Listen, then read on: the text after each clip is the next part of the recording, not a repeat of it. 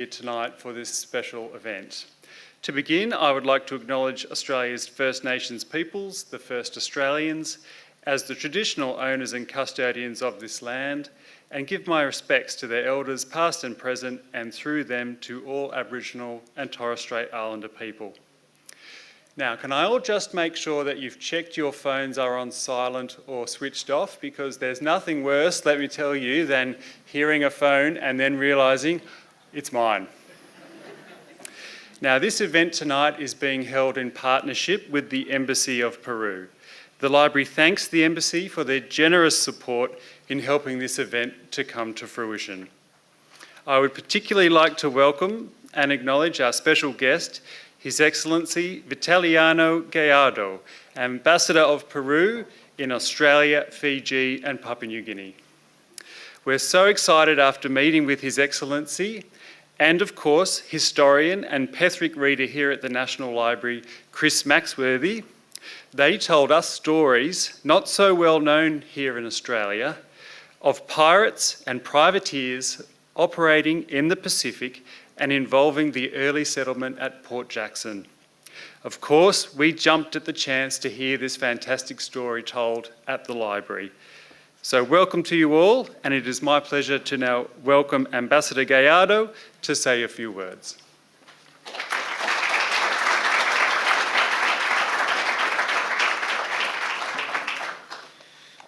Good evening, dear David Gleason. It's a pleasure to be hosting by the library in this occasion. I want to also like to acknowledge the traditional owners of this land, the Ngunnawal people, where we are meeting this evening, and pay my respects to the elders past, present, and emerging. I want also to acknowledge the presence of my colleagues of the Diplomatic Corps, and thank you also, Montserrat, the Chargé d'Affaires of the Embassy of Spain, members of the Defense and Military Attaché Corps here, and thank you also, distinguished attendees of this event. In this, my remarks, I want to share with you how has been my journey to be introduced and visiting some months ago the library to propose these lectures. I've been little by little considering that the importance of geography needs to be put again on surface. The Pacific Ocean, little by little I've been understanding, is not a geographic accident that's split, but it's instead a bridge between two continents. Chris Maxworthy showed me the importance to know this element. And she has been able to work on the same vision and finding evidence that the establishment of the British in Sydney in this part of the coast of Australia, in the eastern part of Australia, has been a game changer in the influence of the British Empire and a turning point, diminishing the presence of the Spanish Empire in the South Pacific. A few people know that after 2.5 centuries, the Spanish presence in the Pacific Ocean has been leading that one very important geographer of the university, the Australian National University, Oscar Speight, wrote a book with the name Spanish Lake. That was the Pacific Ocean, and a Spanish lake. But when James Cook arrived, likewise other French and German explorers, that was a sign that the empire was entering in their last decades. The Pacific region until the 19th century has been looking them Spanish still, British, French, German, and later on the United States. How different it was during the 18th century when James Cook arrived here. And Chris McWorthy is going to explain us with more detail the importance of the first Spanish visit to James Cook established British presence here, and how it has been also the importance of the Malaspina expedition. Alessandro Malaspina and José de Bustamante y Guerra visit here. Why it was the first? Because since the beginning, the Spanish scientifics has been realized that the establishment of the British, it's going to challenge the dominance of one of the great powers establishing here for centuries. But Spanish has the merit to have organized the Malaspina expedition. It was a way to recognize that the Enlightenment, la Ilustración, has been coming also to enter in politics. The scientific method need to be included also as a way to recognize the reality and adopted the update changes for continue to be an empire. Why the Spanish has been feeling the pressure to do that? Because they have been following the success of the James Cook expedition, La Perouse expedition, Bougainville expedition. Then it's not only science, it's also power. Behind those expeditions, even scientific, each one of them, French, British, and Spanish, displayed during the travel the management of the ships, new mathematic application for navigation, better instruments, and better capacity for logistics. In listing those items, I am having in my mind some of those comparisons between those expeditions in the 18th century and the first ones done by Magellan, Álvaro de Mendaña, Pedro Fernández de Quirós. For instance, the management of the ships, where you need to put the people to stay for months. Mathematics, how you calculate the position of your ship in the earth. The capacity of logistics, where you are going to replace the fresh water.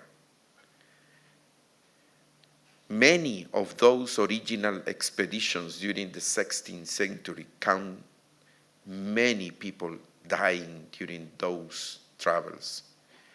Then, in the 18th century, some of those challenges has been started to be controlling and overcome.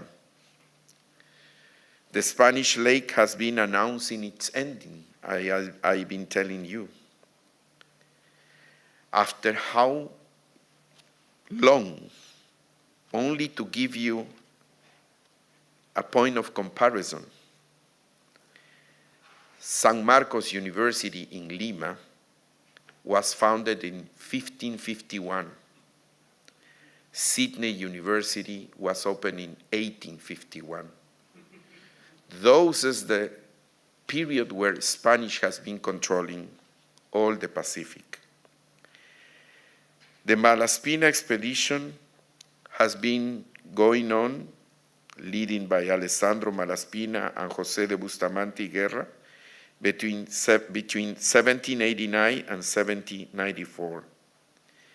It was a decision by the King Charles III, the Spanish Charles III, for gaining scientific observation of the reality and the extension of the Spanish Empire. Only if you see the recount of the expedition could be looking all the front of the Americans.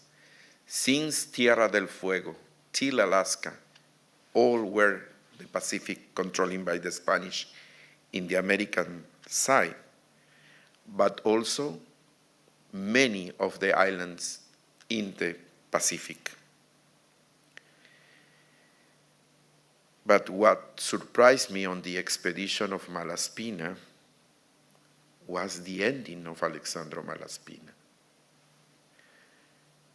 The new King Charles IV has been managing the empire, and when arrived Malaspina wanted to share his view how to organize the empire. It was considered an heretic approach to the empire and put in jail and then exiled. And the report has been hidden for 1 century. A comment from my side.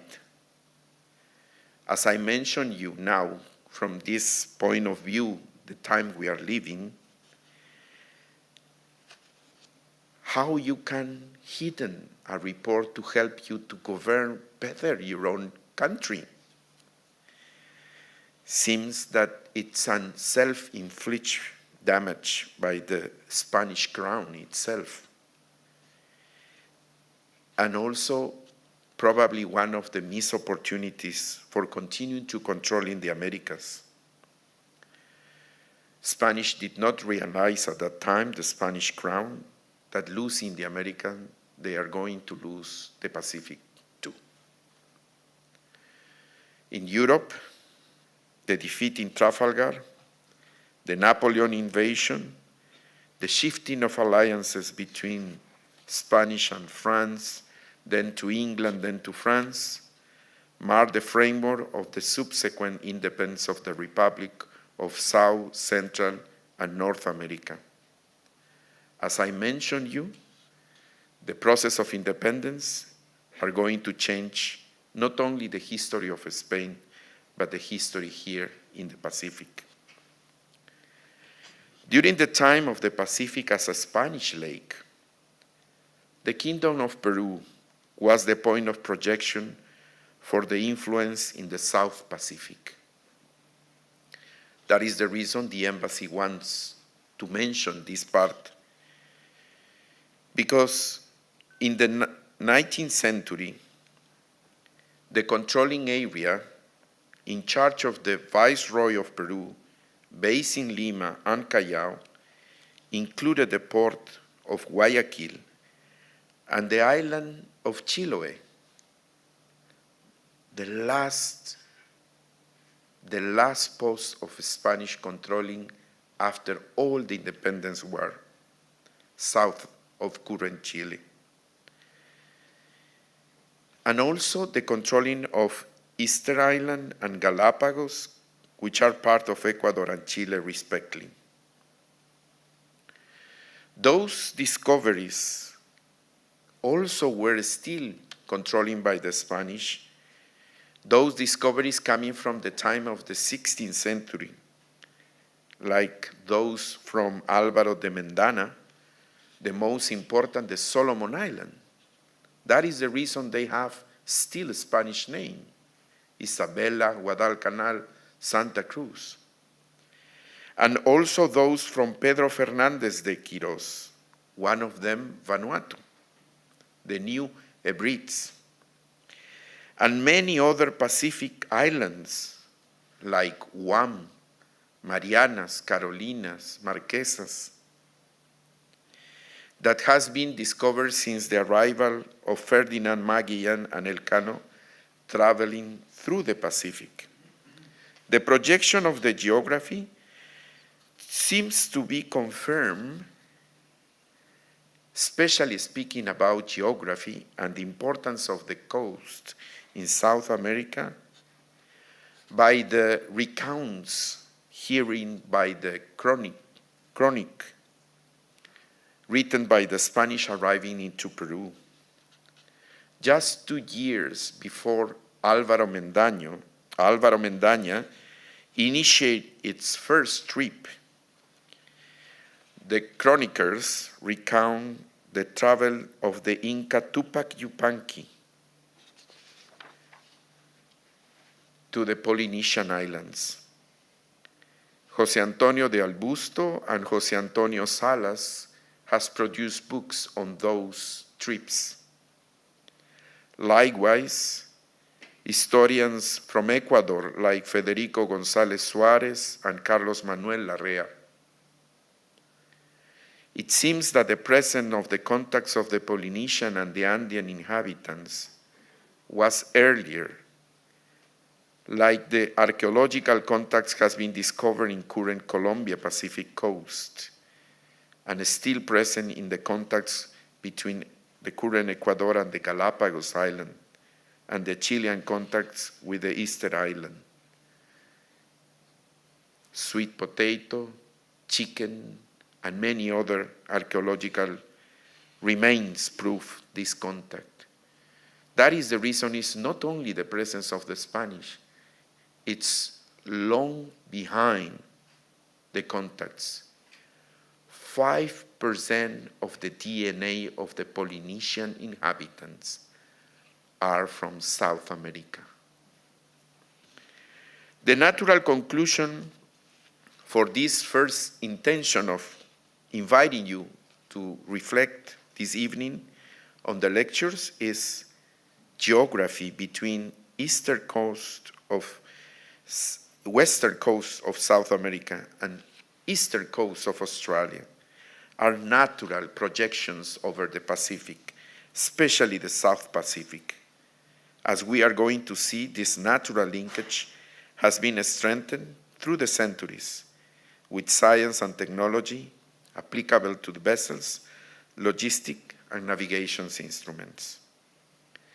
The second reason is because geography did not explain many of the facts, is history. The Crown of Castilla and Aragon was the driving force for connecting both sides of the Pacific during the 16th century. It was really a surprise to me understanding the logic for crossing all the way from the Americas, the Pacific Ocean. At that time, in the 16th century, even the Pacific did not use that name. We call, even in the cartography, Mar del Sur, South Sea. It was called Pacific because of the Magellan travel around the Pacific. The capacity at that time for the Spanish to navigate in the ocean, the largest ocean on earth, has been sufficient, but with many challenges. Many people died during those travels. But what is the reason?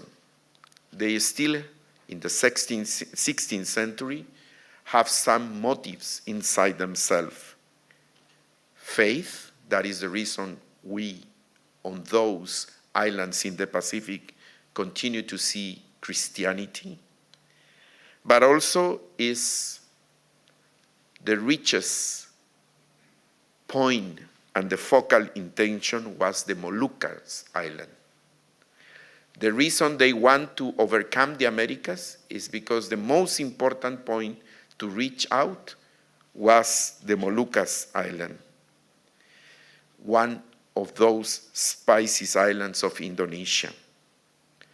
And also, the exploration in the 16th century needs to be able to calculate if the Tordesillas Treaty in the Anti-Meridian left the Moluccas Island in the Portugal side of the world, of the Spanish side of the world. What a great learning, what is still present the Tordesillas Treaty in the border between Indonesia and Papua New Guinea. That is the origin of the international border till our days. And also, many did not know, that also explains also the border between Queensland and the Northern Territory. Why? Because Portugal and Spain signed a treaty, and later on Portugal sent the territories to the Dutch. The Kingdom of New Spain, the current Mexico, which included the Central and North America Pacific coast, was in charge of consolidating the linkages between the Micronesian islands and the Philippines. Many people did not know that the Philippines was part of the Mexican, the New Spain viceroy. While in the South Pacific, it was the Kingdom of Peru that oversaw the controlling of the Spanish. Then that is the reason why I mentioned in the 18th century, the expedition of La Perouse, Bougainville, and Cook has been looking as a challenge of the controlling of the Spanish. Then geography, history, and now I'm going to mention a key point. The other key point is what happened with the Spanish Empire disappearing in the Pacific, because the Kingdom of Peru has become the country, Peru. But not only Peru, Guayaquil has been part of Ecuador, Colombia itself, Peru, Chile, and Panama too. The arriving of the 19th century with a world dominated by the United Kingdom, because our independence, the Peruvian and the South American independence, has to recognize the influence of the British. Then the British not only dominate Australia, they start to dominate also the politics in South America. A new area was coming then after our independence. And then the contests with the empires, with France and Germany, also at that time include not only the Pacific, but in some way also South America.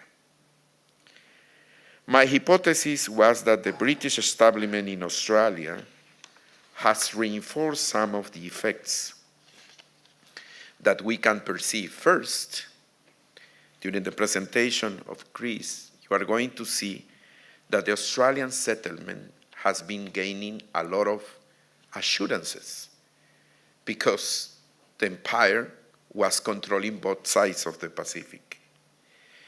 And then the projection of the British has been consolidated, and that explains why, till today, you can see the gathering of the Commonwealth in one of the Pacific states. Only to mention you what was the effect of the independence in Latin America on what happened in the Pacific is that due to the internal wars in the Nueva España, New Spain, Vice Kingdom, the famous Manila Galeón, El Galeón de Manila, that crossed the Pacific for centuries, stopped to do that in 1815. The other point that I want to mention to strengthen the interlinked connections is that we need to realize, and that is an invitation of this lecture, that the history of Australia did not begin in 1901, like the history of Peru did not begin in 1820. We need to be very long back.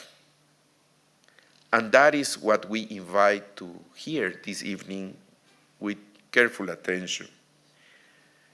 Propagate the findings of Chris Maxworthy and Jorge Ortiz.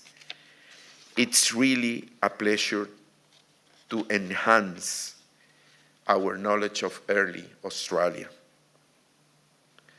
But maybe, for the last point, I have to invite you to recognize that the world we are looking here is that world has been established after the Second World War.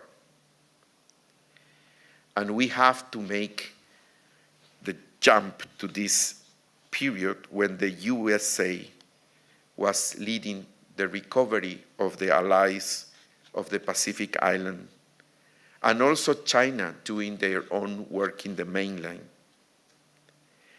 with the support of the British Empire, Australia, New Zealand, and also the metals and the food coming from Latin America. Many people did not realize that we have been the suppliers of the metals and the food used during the Second World War. And as Napoleon has said, the army walk on the stomachs, meaning if not logistic, there is not victory.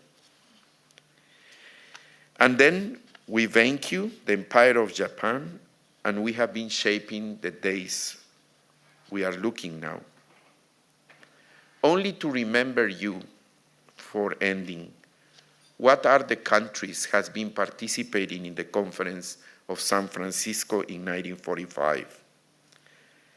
The called at that time Republic of China, succeeded by the People Republic of China, the USSR, succeeded by the Russian Federation, the United States, Chile, El Salvador, New Zealand, Nicaragua, Philippines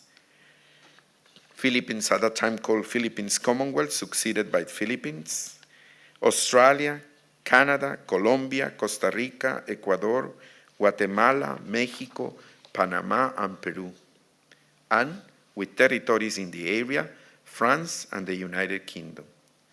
That means that in San Francisco Conference, 9 out of 18 participants with presence in the Pacific were Latin American countries. Then we can say without mistake, we, the Latin Americans also, has been defining this age in the Pacific. It has been natural, the establishment of diplomatic relations among the Latin American countries and Australia. A couple of years we have been celebrating the 60th anniversary, now is the 62, because geography and history connect each side of the Pacific. And since the World War II, Australia and Peru has been source, as many other countries, of stability, peace, and development in the Pacific rim. Prime Minister Menzies opened the diplomatic relations. Prime Minister Gough Whitlam traveled to Peru in 1975 because of the South American initiative in the Law of the Sea Convention, where has been also visibly the participation a very important delegate of Australia, Sam Bateman. Currently, we have some membership in common between Latin American countries and Australia, like APEC, an Australian initiative, and Peru hosting the summit last year, the CPTPP, for strengthening our connections as free market-oriented economies, and the support of Australia for, in the case of Peru, our candidacy to the OECD. I look forward to an interesting lectures of Jorge by video and Chris in presence. There will be an opportunity for question and answer, and please stay with us after the lectures. We have a Peruvian hospitality on completion. I want to thank also the contribution in my remarks and my journey for the history of the Pacific to the Casa de América de Madrid, who has celebrated the 5th anniversary of the discovery of the Mar del Sur and also the Magallanes journey, the National Library of Australia, some of the pictures you are going to see are coming from here, and also the Centro Cultural Garcilaso de la Vega. The Minister of Foreign Affairs of Peru has hosting an event about Tupac Amaru, Tupac Yupanqui travel for the Polynesia. Thank you so much.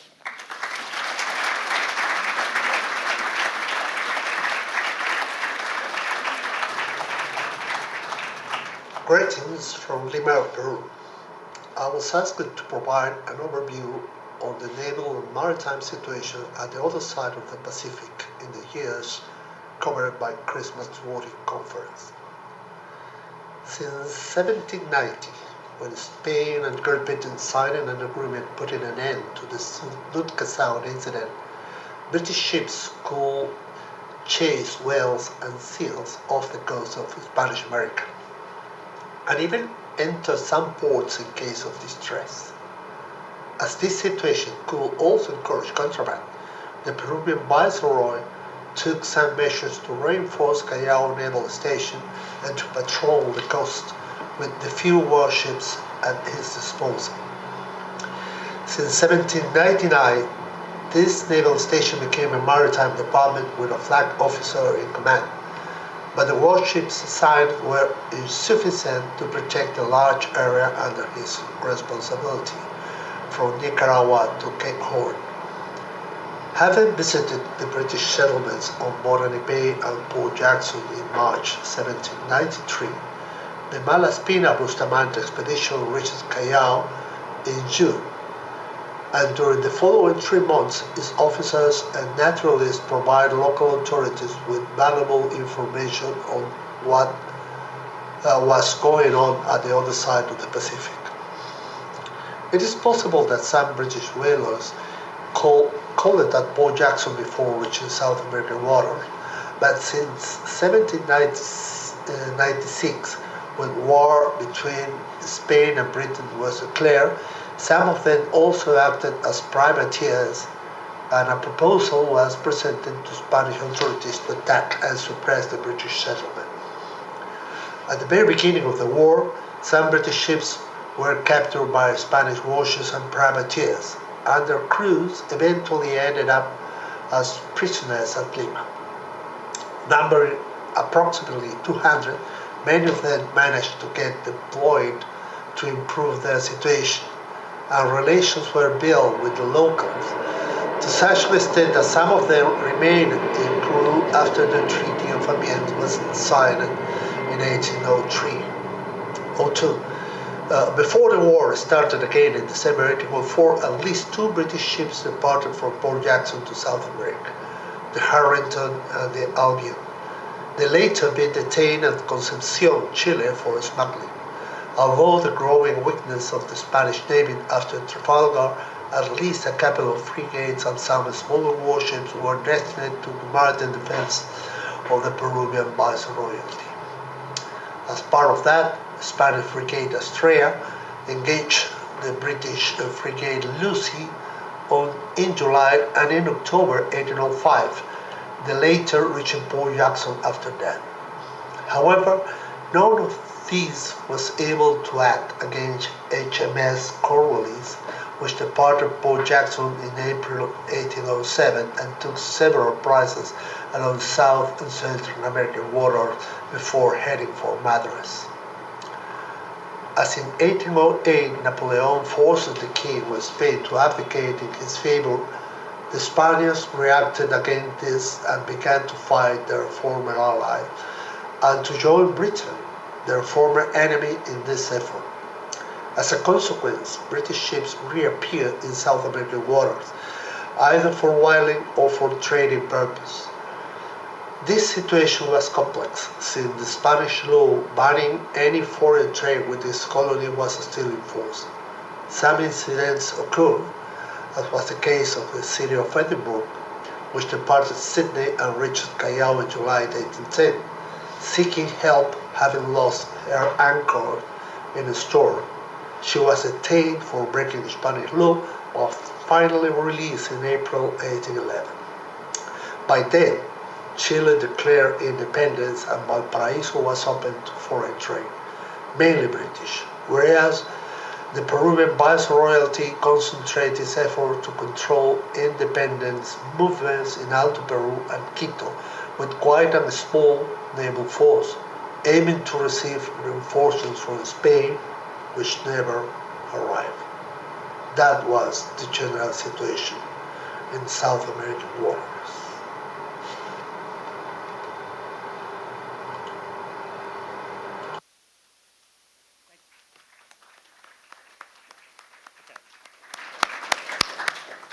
Jorge Ortiz is a professor of history at the University of San Marcos, and for the last 20 years we've been very good friends, and we've collaborated a great deal on his side of the Pacific and my side, and where they came together. And yeah, thank you, Jorge.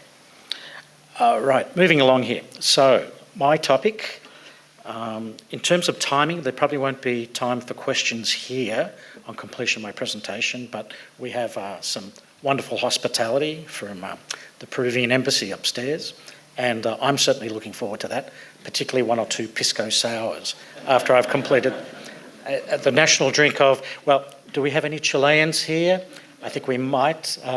There's a bit of tension between, is it Chile or is it Peru that invented the pisco sour? Anyway, moving along. All right. The Sea of the South. So Bilbao in 1513 discovered, sorry, we're talking about a European context here, a European discovery of what then became known as the Sea of the South, and he voyaged across the Isthmus of Panama and encountered an ocean to the south, so it became the South Seas or the Sea of the South.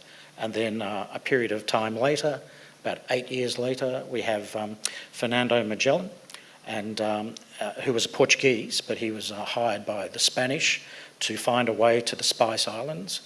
The ambassador mentioned that in that region there were spices that were more valuable than gold, and that's around the islands of Ternate. So it's the eastern Indonesian region, not far from West Papua. All right, what we have here is we have a view of the Apostadero of Callao. So Callao is the port for Lima, and what you see there in the Pentagon is the Fortaleza de San Felipe. I've been there. It's a huge fort. It's hard to see there, but to the right is the number 29, and that's the remains of the previous Fortaleza that had been destroyed by a tsunami some 50 years prior. So this image is from 1801, and that was probably the peak period of the combating between privateers, British privateers with letters of marque, and the Spanish trying to hold the fort with a modest fleet of two warships. And we'll get on to that in a moment in talking about the loss of the Lameno. Okay, so the Spanish Pacific before the settlement at Sydney, before the British arrived with set up a convict colony at Port Jackson.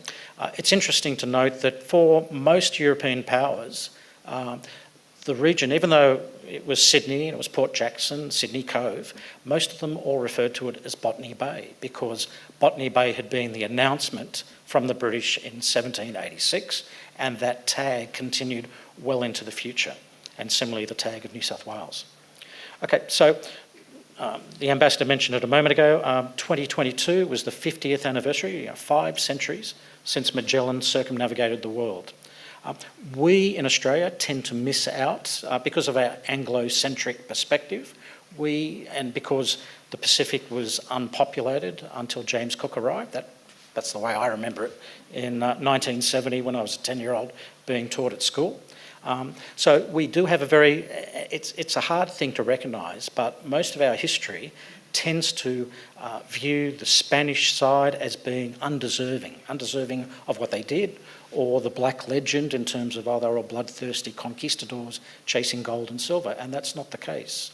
So hopefully when we come away from this today, you may have a different perspective and may be prepared to look afresh at where our history bears on things that have gone on before. Okay, and I'm conscious of the time, so I'll keep moving. So yeah, the Spanish Armada presence was at Callao, and effectively, for most of the time, it was 2 warships. And you've also got to recognise the nature of things, the law of nations. So the law of nations said, if you discover something, this is the European law of nations, if you discover something, okay, if you colonise it, you can defend it, it's yours. And that was the nature, which is similar in principle to what we have here in Australia with the old line prior to Terra Nullius. Okay, the thing that drove the expansion of the Pacific was British and North American commerce moving into the Pacific in the pursuit of whales. And you look at it and go, well, why are whales so important? Well, think of this. Prior to the 1850s, the source of illumination, the most effective source of illumination, was a whale oil candle or whale oil in a lantern. Okay, that was slightly overtaken in the 1820s and 30s when you had reticulated gas, so you had town gas in places. But certainly until the advent of kerosene in the 1850s and then later on other illuminants, whale oil candles were the thing to do. And people would have dinner parties and you would bring your own whale oil candles with you in order to participate. Does anybody recall the 1975 movie Barry Lyndon? It was a Stanley Kubrick movie.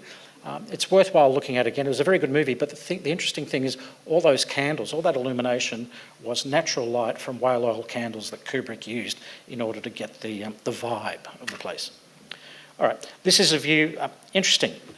Each kingdom had its own perspective. This is a chart, and this chart, which was used earlier, is effectively a British chart. So it shows the routes of Cook and Chevlock and Davis throughout the Pacific, and you can tell it's British because they don't ever call in South America. At the time, if you see the routes there, there's lots of gaps, but there's lots of mapping of the Pacific Islands. And that was because Spain, even in times of peace, was viewed as a hostile and precocious power. And part of that was also to do with Spain at this time claimed the whole of the Pacific for themselves by virtue of discovery. And so therefore anybody found in the Spanish Pacific could be captured and dealt with.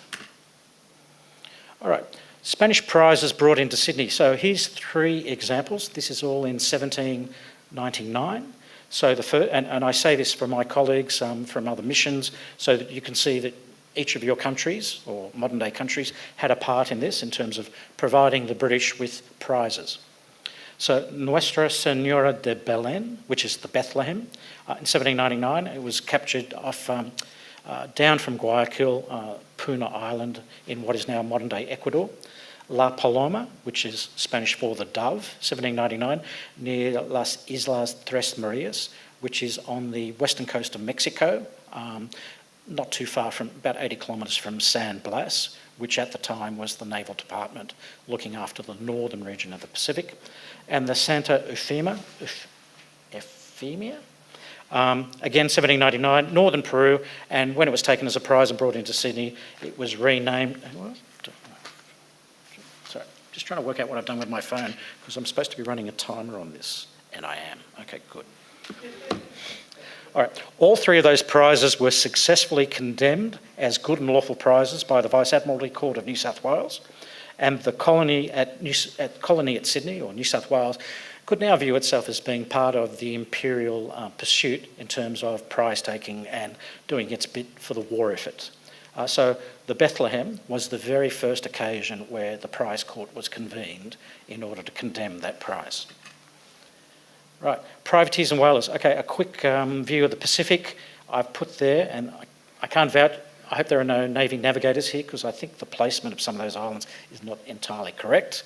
But certainly the locations the British whalers tended to operate from were those where there wasn't a strong Spanish presence. So Coquimbo, to the right there, in northern Chile, it's a sort of a desolate sort of area. And often, if you're trading contraband and so on, it was a good place to arrive. And there was a bit of a pattern to it. You'd turn up, you'd fire your cannon, some people would row out. You wouldn't let too many Spaniards or Chileans on at a time. You would display, if you were trading contraband, you'd display your goods, and then they would have to form a syndicate in order to buy those goods. So you'd arrange to come back 5-6 weeks later in order to trade. And it was a very common practice, really common, a lot. Okay. Tahiti and the Marquesas were places for refreshment. Similarly, most of these whalers, very small crews, only 28 people. So that includes the officers. So that's effectively 4 officers, 24 men, and you're doing a voyage that would go for 2 to 3 years into the Pacific and then return with whale oil and whatever else you could pick up in terms of prizes. All right, a quick one here. This was the image used for drawing people's attention in the promotion.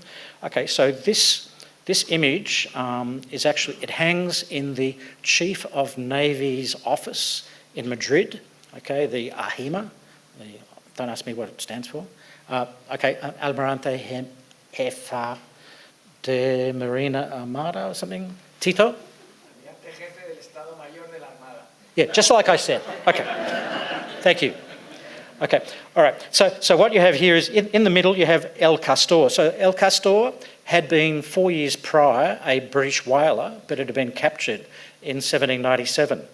I know because I've been tracking the captain of that ship. The Henry was a British letter of marque that had arrived in the region, and this is all occurring in northern Ecuador, sort of between the Galapagos Islands and Guayaquil. And then over to the left there is the San Ramon. That was being saved from British capture by the El Castor. And the net result in 1800 is, and this is why for the Spanish it's a good thing to show, it's here we are in the Pacific and we're getting the, ¿cómo se dice?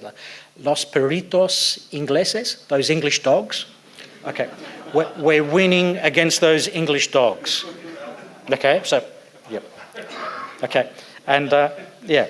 And the actual painting belongs to the Museo Naval in Madrid. And if you ever get to Madrid, I thoroughly recommend you go there. You could spend days in the museum. It's fantastic. All right, a quick one. The ambassador mentioned before about the Treaty of Tordesillas.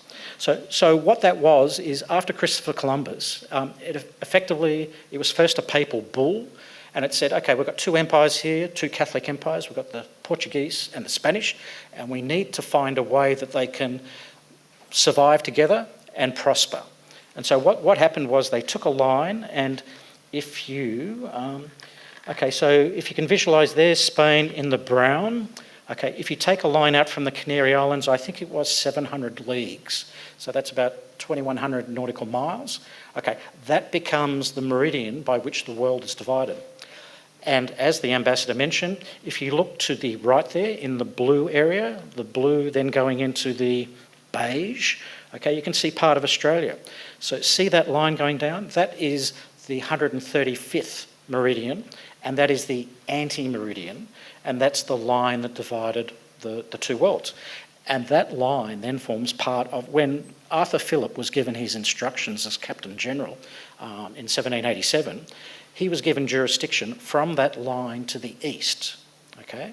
And so even though we don't recognise a lot of Spanish history, there's still the Spanish influence, or the Portuguese Spanish influence, in how our nation has drawn up its boundaries.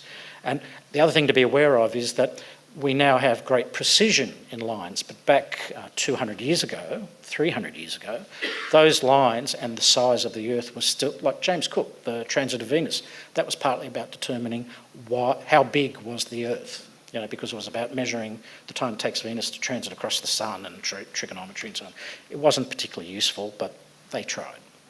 Okay, so always keep that in mind. And the ambassador also mentioned the division of Papua New Guinea. That line cuts down through Papua New Guinea, and also the division of Western Australia. So when the British claimed Western Australia in 1829, the Swan River colony, okay, there'd always been this element of trying to pick your fights. You wanted to claim something that there wouldn't be an objection from, or going to war with another nation. And so that was one of the reasons why Arthur Phillip got the line originally at 135, and then things got transited as other European powers sort of gave up on territorial ambitions in this part of the world.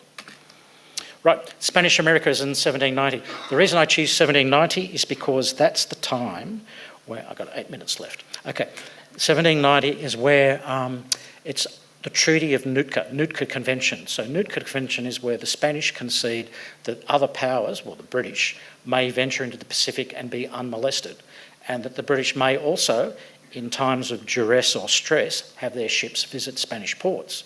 Of course, the British, being opportunists, you know, that little opening became open more and more. Every ship pulled in, oh, my crew's got scurvy, we've broken the mast, we need help, blah, blah, and the contraband trading flowed from that. Okay, so I'm just naming there the viceroyalties and the captaincy general. So captaincy general, a little bit lower down the scale, you know, so Chile was more of a frontier sort of place back in this era. Same for Panama. Okay. Now, the ports, okay, so Nootka Sound to the north, I've labelled them, San Blas, Panama. There is, Ambassador, there is Lima in there, but it's already in the little red, the Virreinato del Peru, Viceroyalty of Peru. And then Coquimbo, Valparaiso, Buenos Aires. Okay, so now the thing we've come for, the story of the Chance and the Lameno. Okay, so the Chance was a ship out of Cape Town. It was a British ship. Michael Hogan was the owner. Okay, and the captain was William White. Left Cape Town for Sydney, okay, had an initial crew of 50. The intention always was to pick up more crew in Sydney. Time expired convicts or whatever fitted the case at the time, because you've got to remember, in this era, there weren't that many ships calling at Sydney. They were convict transports that would then go on to the East India Company, the British East India Company, which was very precious of its territory. And I'm just conscious of the time, so I'll move through this quickly. Okay, so in a nutshell, the Chance encountered the Lameno at sea, coming out of Guayaquil, and they captured the Lameno near Guayaquil, and then they escorted it across the Atlantic to Cape Town, to the Vice Admiralty Court at Cape Town. An important point here is the British, whenever they set up colonies, they always set up courts, some judicial system, and a big part of that was in ports to have a Vice Admiralty Court, because that way you could have British mariners motivated to capture ships, the enemy, in times of war. And this is the important thing. It had to be a war, and you had to have letters of marque. If you were capturing foreign ships and there was no war, you were a pirate. The Spanish viewed most British as pirates, irregardless of whether there was a war or not. That's fair enough. Okay, so here are details. So this is the so this thing of letter of marque. So a privateer was a commercial ship, not owned by the Navy. Individuals that were putting up sureties, £1,500 was typically the amount of money you would have to put forward to guarantee that you'd be compliant with the laws. You're expected to behave like the captain of a Royal Navy ship or sloop or vessel, whatever.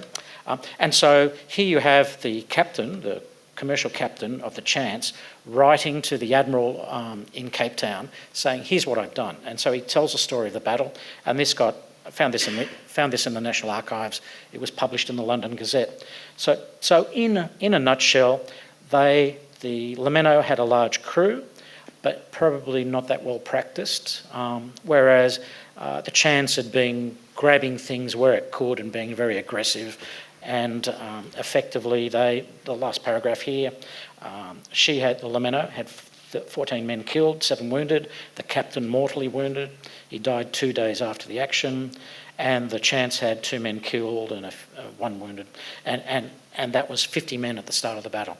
Now, to the credit of both sides, having taken the Spanish as prisoners, they sailed into Tumbes, which is in was then northern Peru, now is Ecuador. And they held a proper service for the burial of Captain Martinez, who'd been mortally wounded in the fight.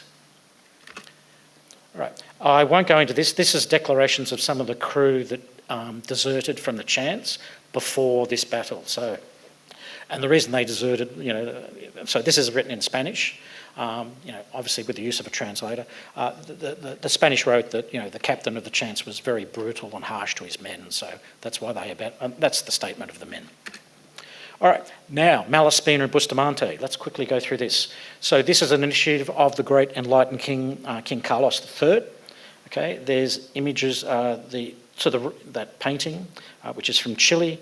The two vessels, Scubrieta and Atrevida, are to the right there. All right, this is the route. Here are the individuals. It was the first foreign delegation to visit Sydney, the first ever. People think the French were. No, the French went to Botany Bay. And La Perouse never walked overland to Sydney Cove, and Arthur Phillip had actually sailed his fleet. The first fleet was sailed out of Botany Bay as the French were arriving. So the Spanish can rightly lay claim to being the first official delegation to visit Sydney, and I think that's very fitting. A Tito. Okay. All right, so 11th of March 1793, they arrive. Okay, only one crew member, a guy, good Irish name, Murphy, could speak English, so he assisted the process. They were hoping to meet Arthur Phillip, but Arthur Phillip had left the colony 3 months before in December due to ill health.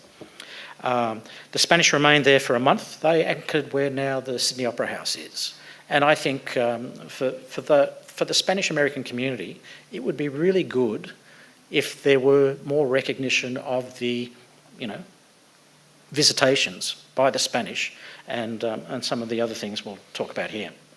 Okay, the key takeaway was the Spanish were amazed at the material progress of the colony at Sydney Cove. They said, look, it's only been going for 5 years. What are they going to be like in another 20, 40 or 100 years? And they were right. Okay, here's an image not many people will have seen. This is actually from the Museo de America in Madrid, and this is actually a pen and wash done by Juan Ravenet. So he was one of the artists on the Malaspina expedition, and it records the official reception. If you look, you can tell the difference because some have tricorn hats. Okay, there's a difference. You can see the women, or some of the women, standing up sort of in the shadows there. And this was, don't forget, they couldn't really speak, so all they could really do was sort of hang around, nod, smile, and so on. Okay, the artists did a lot of miniature portraits for the locals, and it was a very amicable, it was a very friendly visit. Okay, so some of our earliest images. Okay, so here's Sydney Cove, looking east from the rocks, and so you can see here at the sort of on the rise there, that's the governor's residence. At the end of that long street, that would be Hunter Street. George Street would be in the front here behind the buildings, and you'll see that shortly. And the two ships are more out there, leftmost out there. Okay, Sydney Cove viewed from the rocks. Okay, so that's looking southwards, and you've got effectively George Street down there. Parramatta. Okay, this is a drawing that is held in the Museo Naval. So this is the artist's rendition of the reality of what they found. In other words, they were surprised that there weren't many horses. They were using a lot of convict labour. And I'm conscious of the time. I've only got 20 seconds left.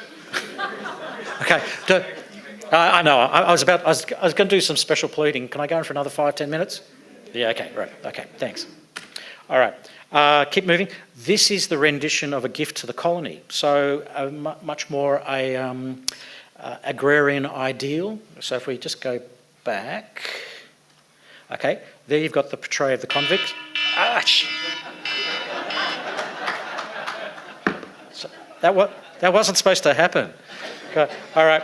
So here you have the convicts. Okay, and you've got human propulsion for getting things done, whereas. That's the view of Parramatta. So this was drawn from Rose Hill. All right, the Spanish perceptions. Okay, earliest images we have of convicts and the garrison via the artists. Okay, what struck the Spanish expeditioners? The different moral standards at Sydney. Okay. Malaspina and Bustamante noted it was not possible to move between their ships and the town without being accosted by prostitutes and easy women at all hours. Nothing's changed. Sorry. I'll qualify that.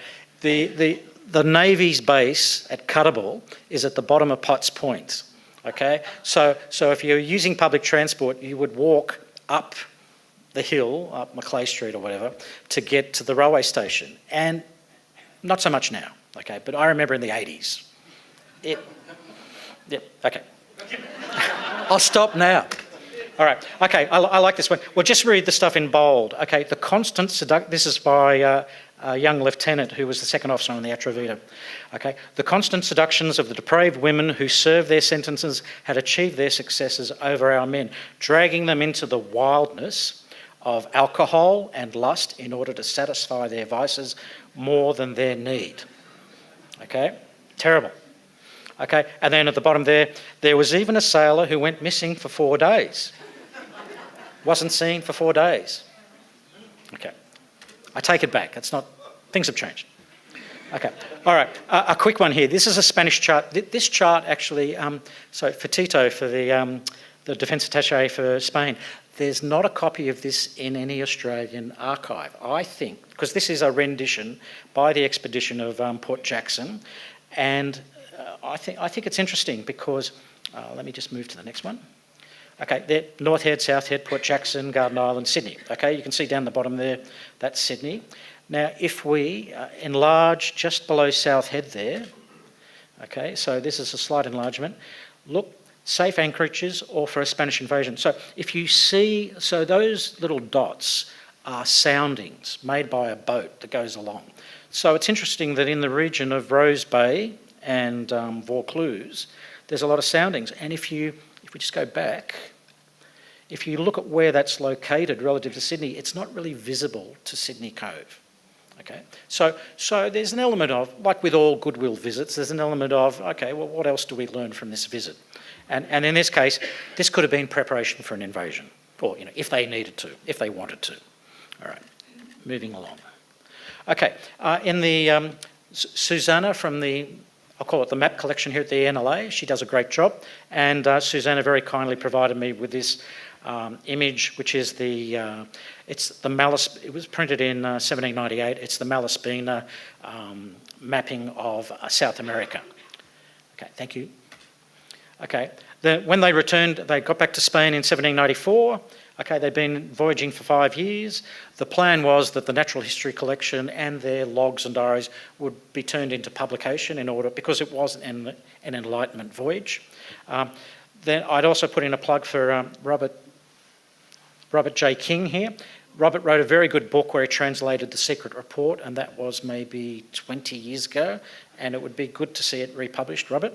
I thoroughly recommend it to you, particularly the essay that Robert wrote before the translation, which gives context. And Robert's been an inspiration to me in terms of all this. Okay, the interesting thing is that because Malaspina travelled so badly with the king and was imprisoned, charged with treason, eventually died died sadly back in Italy, in Genoa, the work remained unpublished for 100 years. So here was the opportunity for Spain to present, look at us, we're contributing to Enlightenment, missed opportunity. Okay, so out of this, Bustamante, the other captain, basically, and who was a very good friend of Malaspina's, he hatches in 1796 a bit of a defence plan. So he writes a memorial. This is the thing that I discovered in the archives back in 10 years ago. Okay, and there are 4 points to it, and the last point was that they should destroy Sydney, okay? Because if Sydney were allowed to prosper, and at that time Sydney was only 5,000 persons, if Sydney were permitted to prosper, it would be the end of the Spanish Empire in the Pacific. So that was quite prophetic. Okay, and the plan was, it was interesting, the plan was to also repatriate to South America British science and technology by taking these inhabitants back and encouraging them to settle in South America. Okay, I don't really have time to go into this guy, okay, and his deserters. Okay, what this basically is there were many deserters that popped up on the South American coast, and a deal had been hatched between Britain and Spain that whenever an English mariner was under the control of Spain, they would receive 2 reals per day. If you think of a peso is composed of 8 reals, pieces of 8. Okay, so therefore you had, every 4 days, a British mariner was earning a peso towards his subsistence whilst he awaited repatriation or whatever. And this is an account from Chile saying, hey, we carried these people of this name between these dates that came out of the Fortuna, the frigate Fortune, that had been in Sydney, and most of them were stowaways, so they were escapees. And it's interesting, I did a history conference, showed this, and all these people came up saying, that's my ancestor. I always wondered how he got back to England. Okay, yeah, no, it's true. So there is this other angle that we haven't really explored, that the Spanish Americas was the route home, okay, for particularly given that you couldn't really go via the East Indies by dint of laws, and South America was in a way wide open. Okay, so that's a highlight of the names that I identified. Same here again.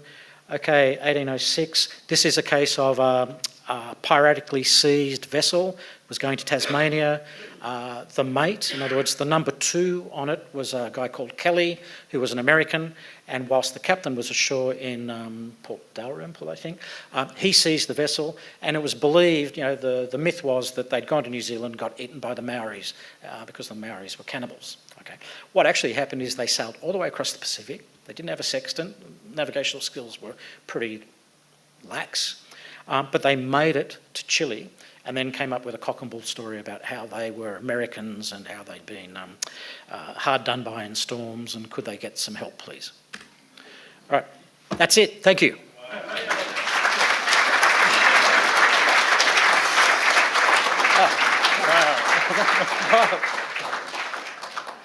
Wow, thank you, Chris. Wow, that was like being on the end of a fire hose. We just congratulate you, Chris, for the energy that you have brought to this project from the day you sought to engage with the library and all your research. I feel like you need to be looking at TikTok with that presentation. That was just amazing. If you enjoyed tonight's talk, you can find it again online, because we'll be hosting all of this on our YouTube channel, so you can have a look at it again or share it with your friends. And please always check in with the National Library What's On our website for more information about our future events. We've now got some refreshments up in the foyer, some Peruvian-themed light refreshments, and I'm sure if you want to bail Chris up about anything he's spoken about tonight, he'll be happy to answer your questions. So once again, please join with me in thanking the Embassy of Peru and Chris Maxworthy.